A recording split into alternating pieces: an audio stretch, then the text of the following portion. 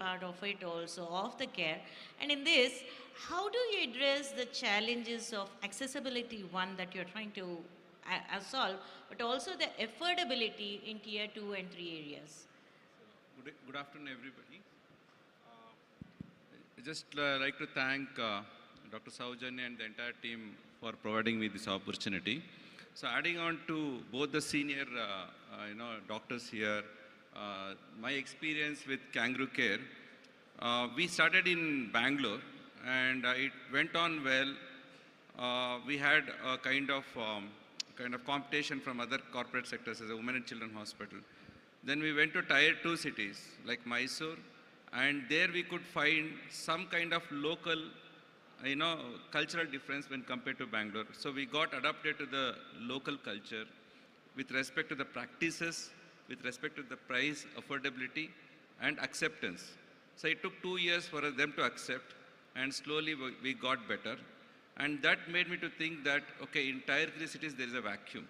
So in tier 3 cities in the district headquarters, some of the district headquarters, they can afford, but they don't have the healthcare facilities. And why we are not entering into tier 3 cities is because we are not aware of the requirement.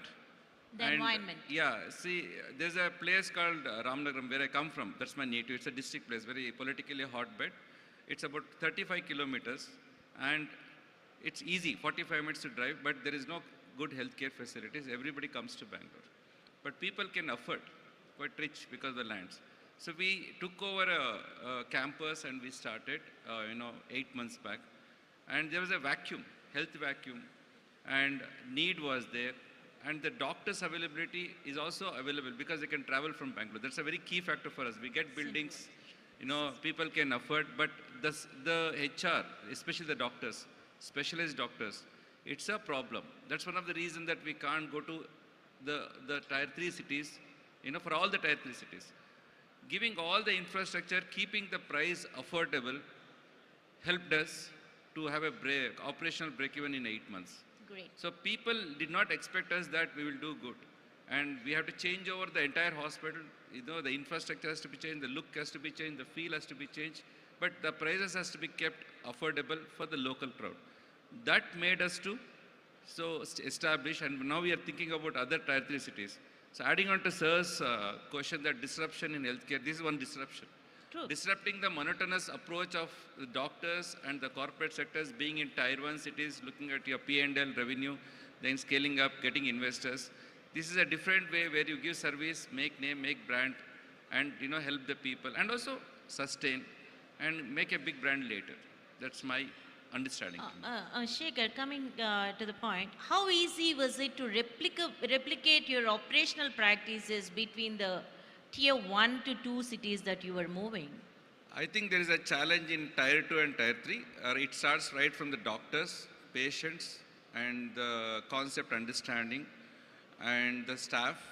So what we have done is we have gone into a kind of a system development. One person, as Sir said, one person being a doctor we can't do. We've got teams. So team has to be put in place. You have SOPs, you have manuals. And if you have that very strong, and if you're implementing and monitoring, I think we can do it anyway. Time. Request after. Amazing. Great learning from you.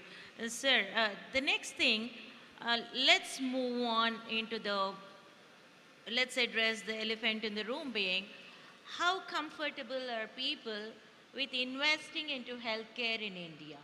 And that's our next topic that we want to move into, because we all understand that our healthcare system is capex intensive.